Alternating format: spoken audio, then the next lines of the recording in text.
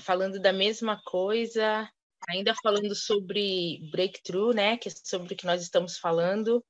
E eu gostaria de estar falando com vocês sobre uma palavra que o Senhor me deu desde o início dessa campanha.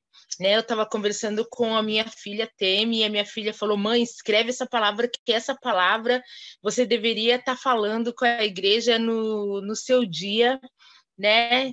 E eu decidi que realmente eu gostaria de estar dividindo essa palavra com vocês, né? E essa palavra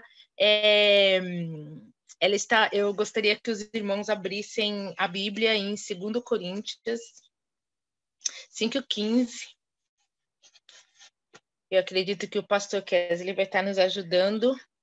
Segunda carta de Coríntios 5:15.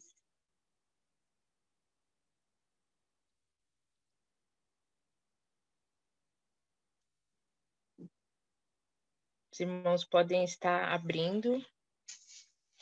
Enquanto que o pastor está abrindo, eu quero orar. Pai querido, no nome de Jesus, eu quero pedir, Senhor amado, que o Senhor abra os corações, os nossos corações, Senhor, para entender a sua palavra, Pai amado. Que da mesma maneira que eu recebi, que eu possa passar, Senhor, e que os nossos irmãos possam receber, ó Pai, no nome de Jesus, ó Senhor querido. Que da mesma maneira que eu estava falando, o mesmo entusiasmo, a mesma força, a mesma vontade, que eu estava falando, dividindo essa palavra com a Temi, com a minha filha, e da mesma maneira que ela entendeu, que ela entusiasmou, que ela pediu para eu dividir com a igreja essa palavra, Senhor, que os irmãos possam entender, ó Pai querido, no nome santo de Jesus, que não seja mais eu, que eu, Kátia, diminua nesse momento, Senhor querido, e que seja somente o Senhor, o teu Santo Espírito, falando com a tua igreja agora nesse momento, no nome santo de Jesus, amém. Amém? No nome que é acima de todo nome, no nome de Jesus, amém. 2 Coríntios 5:15 fala: e ele morreu por todos, para que os que vivem não vivam mais para si, mas para aquele que por eles morreu e ressuscitou. Amém? E eu quero falar justamente sobre, né, o maior breakthrough que nós podemos receber é o breakthrough de nos desvaziarmos de nós mesmos, de saber que essa vida que nós vivemos não é mais nossa, não pertence mais a nós. Essa vida que nós vivemos não vale a pena viver se nós não entendemos que essa vida é de Cristo. Se nós não entendemos que essa vida que eu, Kátia, vivo, não vive mais eu, mas Cristo vive em mim.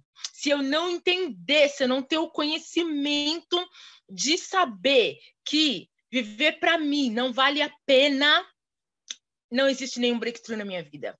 Não existe nenhuma vitória, não existe nenhum rompimento de linhas espirituais, não existe nenhum rompimento de nada na minha vida, não existe nenhum romper na minha vida se eu não tiver o entendimento de que essa vida só tem prazer em viver se eu viver ela para Cristo.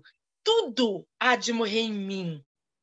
Tudo eu tenho que focar em Cristo, porque nós estamos muito focados no que nós estamos vivendo. Nós estamos muito focados nas nossas coisas, nas nossas vidas, nos nossos sentimentos, em tudo que nós queremos e pouco em Cristo. E é por isso que estamos vivendo momentos difíceis, períodos difíceis, vida difícil. Tudo em nós está difícil, porque não estamos focados no que devemos focar. É como tirar foto com Polaroid, é como tirar... quando você pega uma máquina de Polaroid, você foca em algo e você tira uma foto, aquela fotinha sai na hora, naquilo que você focou, foi aquilo que saiu. Foi no que você focou, foi a fotinha que você recebeu. Por quê? Porque foi naquilo que você focou. E em tudo aquilo que você foca na tua vida é o que você vai receber. Se você foca no teu problema, é o seu problema que vai ser na sua vida. Se você foca naquele problema que você tem no seu relacionamento de amizade, é só aquilo que você vai ter na sua vida. Se você foca no problema no seu casamento, é só aquilo que vai ser na sua vida. Se você foca no problema com seus filhos, é só aquilo. Se você foca no seu financeiro, é só aquilo. Se você foca na sua falta de emprego, é só aquilo. Se você foca nas suas doenças, é só aquilo. Tudo aquilo que você foca é só aquilo. Mas meus irmãos, se você aprender a focar que o Espírito Santo de Deus é a tua alegria, pode ter certeza, não importa o que você está passando, o Espírito Santo de Deus vai ser a tua alegria. Porque o Deus que nós servimos, ele não é movido a sentimentos, ele é movido por oração e ação. Ele não é movido pelo nosso choro, ele não é movido pelo nosso mimimi, ele não é movido pelo nosso nhenhenhé, ele não é movido por nada que você tá. Ele se preocupa conosco, não me entenda errado. Ele quer saber tudo sobre você, não me entenda errado. Ele está preocupado com tudo que vá bem na tua vida, não me entenda errado. Mas eu chegar em Deus e falar: Deus, a minha vida tá uma porcaria. Deus, o meu marido não está fazendo o que eu quero. Deus, os meus filhos não me tratam bem. Deus não está preocupado com isso. Deus não está preocupado com isso.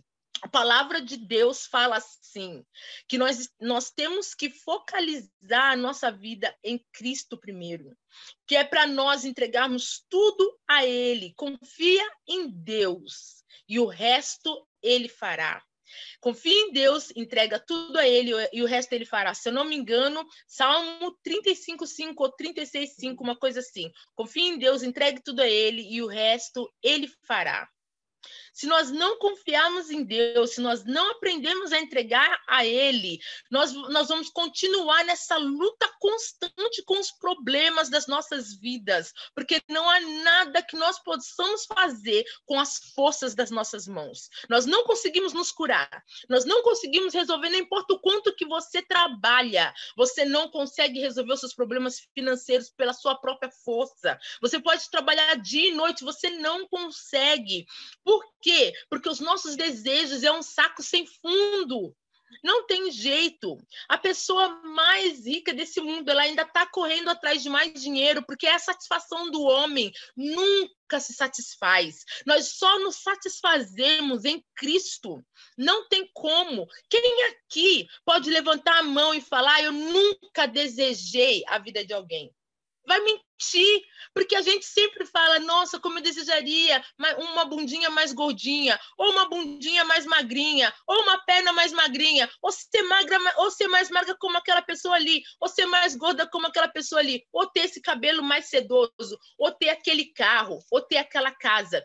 Ah, só vou ser feliz quando eu casar. Ah, eu seria mais feliz se eu não fosse casada com esse homem, ou se eu não fosse casada com essa mulher, ou se eu mudar para aquela casa, ou se eu tivesse meu documento, ou se eu me mudasse para outro país, ou se eu tivesse naquele lugar ali como aquela pessoa, ou se eu tivesse mais dinheiro como fulano, se eu tivesse mais paz como ciclano.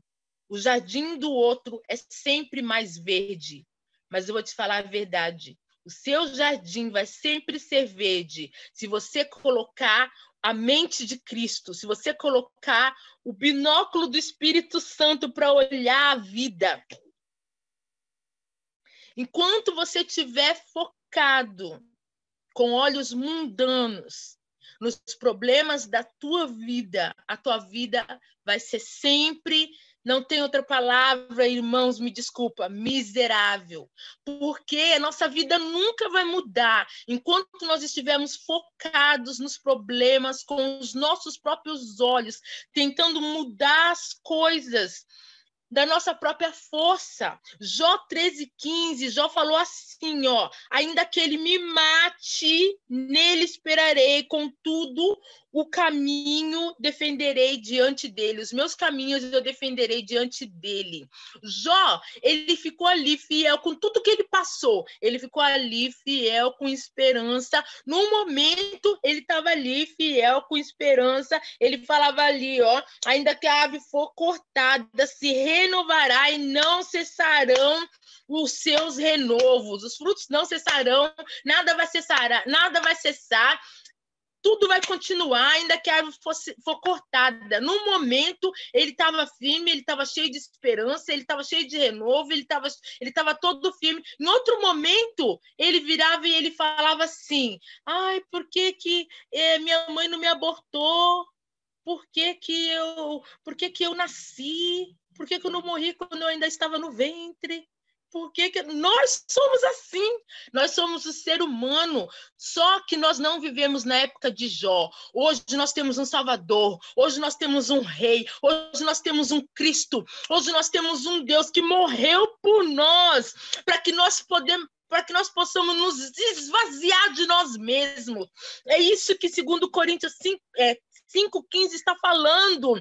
E ele morreu por todos para que vivem, para que não viva mais, para que aquele que morreu e ressuscitou, para que nós possamos nos esvaziar de nós mesmos, para que eu possa falar, Kátia, não mais eu. Se esvazia de você mesma, deixa essa sua vida miserável, deixa todos os seus pensamentos miseráveis, deixa tudo isso, renova sua mente em Cristo, se renova dele, deixa que ele vive em você, deixa que a mente dele passe a ser a sua mente, deixa que as atitudes dele passem a ser as suas atitudes, deixa de chororô, deixa de mimimi, deixa de só eu, porque nós somos assim. Quando nós chegamos a Deus quer o que ele quer de nós. Quando Deus fala assim, eu farei todos os desejos do seu coração, há uma condição. E a condição é, primeiramente, toma conta dos meus. E aí eu farei os desejos do seu coração. Por isso que ontem, quando eu orei pela Su, eu falei para a Su, o Senhor fará os desejos do seu coração. Porque a intenção dela era ajudar outras pessoas. E a condição de Deus de fazer os desejos do seu coração é que primeiro você cuide dos dele. Cuide dos dele. Quando Jesus chegou em Pedro, 3 vezes fala, Pedro, tu me amas? Cuide das minhas ovelhas. Pedro, tu me ama? Cuide das minhas ovelhas. Pedro, tu me ama? Cuide das minhas... A intenção de Jesus era que Pedro acordasse para amar ao próximo. E aí, quando Pedro acordou para isso, aí sim, Pedro foi e 3.000 almas converteram. Eu posso imaginar a alegria borbulhando dentro de Pedro. Aí, realmente, ele virou um pescador de almas e não mais de peixe. Quando Jesus encontrou Pedro a primeira vez, a rede dele estava se rasgando de peixe de verdade. Mas da segunda vez, depois de Jesus, Pedro, você me ama, Pedro, você me ama, Pedro, você me ama, a rede dele estava rasgando de homens, de almas. É isso que Deus quer de nós. Cuida dos meus. Aí a sua rede vai transbordar de alegria.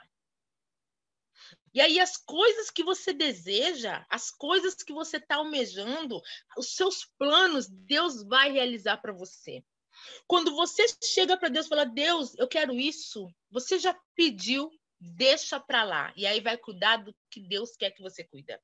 Para Ele. Faça para Ele primeiro. Porque nós somos muito cheios de nós mesmos.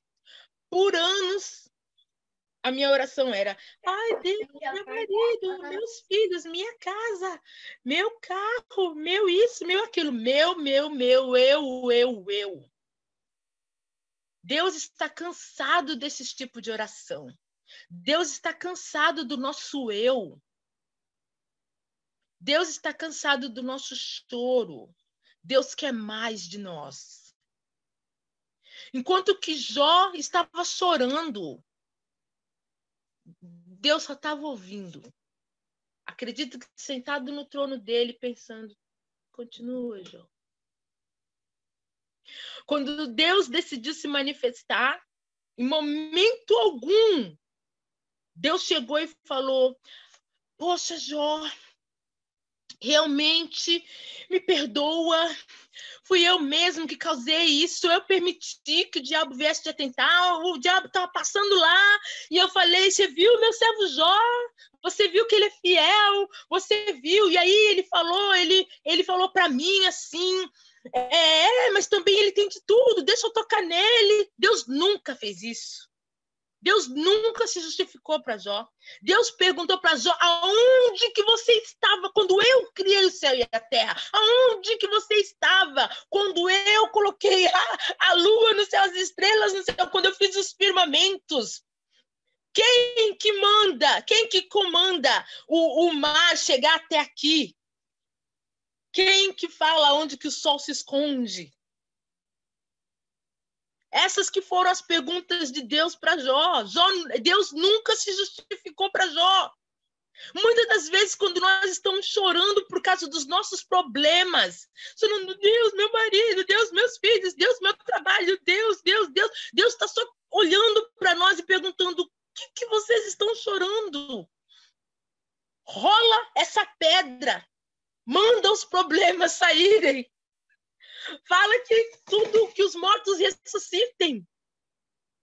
Meu filho já morreu na cruz. Para que vocês choram tanto? Para que todo esse mimimi? Trabalha mais para mim, confia em mim e o resto eu faço para vocês.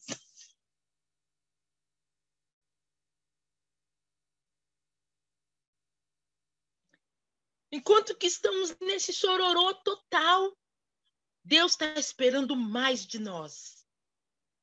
Se queremos breakthrough, a nossa resposta está em amar ao próximo. A palavra do Senhor diz assim: como que você diz que me ama se você não me vê? E ao homem que você está vendo, você não ama. Vamos amar ao próximo. Vamos fazer pelo próximo.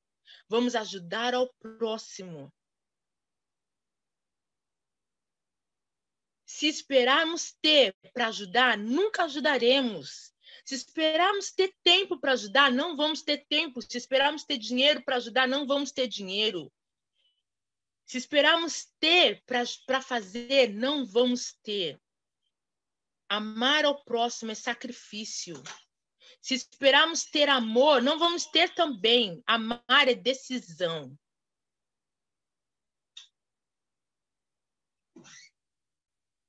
Amar é sacrifício.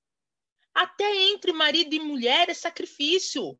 Porque não existe casal compatível. Existem pessoas que decidiram se amar e tomaram a decisão de todo dia renovar esse voto.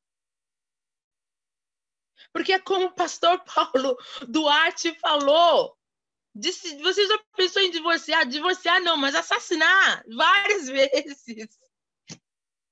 E é uma realidade. É a realidade. É decidir amar. E isso não é só para casamento. É decidir amar o meu amigo. É decidir, sabe, amar o meu inimigo. É decidir amar a pessoa que eu não conheço, mas está necessitando de uma oração, necessitando de 1 quilo de arroz, necessitando de uma oração. A pessoa que eu não conheço, mas está necessitando que eu ajude a pagar a cirurgia, como foi citado aqui no grupo, que foi feita. Essa pessoa perdeu o bebê e está desesperada porque agora tem que pagar uma dívida e não tem como pagar. Ah, mas missionária Cátia, eu não tenho dinheiro. Não, eu também não. Mas se eu der 10, se eu der 10, se eu der 10, nós somos 26 pessoas. A maioria dos dias eu estava observando. Nós somos 26 pessoas nesse grupo. Se cada uma dá 10, são 260. 260 vezes 6, eu não sei o cálculo de cabeça agora, mas vai dar dinheiro no Brasil.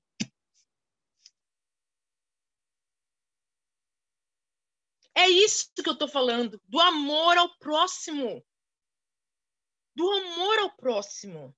1580, o pastor falou. é o total que ela necessita, mas é um alívio no coração daquela pessoa. É um alívio. Imagina se nós demos 20. Imagina se nós demos 50. Não é muito, gente. Não é, porque Deus multiplica 100 vezes mais na nossa vida. Eu já ouvi vários testemunhos de Deus multiplicando de verdade quando a gente decide fazer coisas assim. Porque foi o que Deus fez com a vida de Jó. Multiplicou 10 vezes mais tudo que ele perdeu. Tá certo, né? Que eu imagino que você perder todos os filhos e Deus dá mais, não deve ser a mesma coisa. Mas Deus nunca nos deixa na mão. Com certeza Deus aliviou a dor dele. Com certeza Deus deu alegria para ele. Com certeza o nosso Deus é um Deus. Ele é inexplicável, esse Deus que nós servimos. Ele é inexplicável. Quando nós decidimos de todo o nosso coração a servir esse Deus, não importa o que você passa, ele nunca te deixa na mão. Nunca. Nunca, nunca, nunca te deixa na mão. Ele sempre está com você, nos melhores e nos piores momentos. Espera nesse Deus. Espera nele, porque vale a pena. Amém?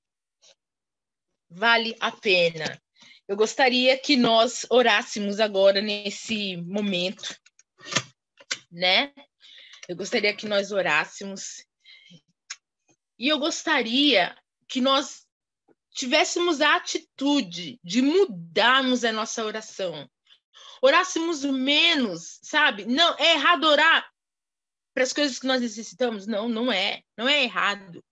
Mas é errado a nossa oração ser tão centrada para nós mesmos, sabe? Nós podemos orar para o que nós necessitamos, nós podemos orar para o que nós precisamos, para os nossos problemas, para tudo isso, mas é errado nós estamos o tempo todo centrado em nós mesmos. Nós temos que começar a pensar em outras pessoas, pensar o que você acha como igreja. Nós temos a obrigação de orar para o pastor Kesley e a família dele todos os dias.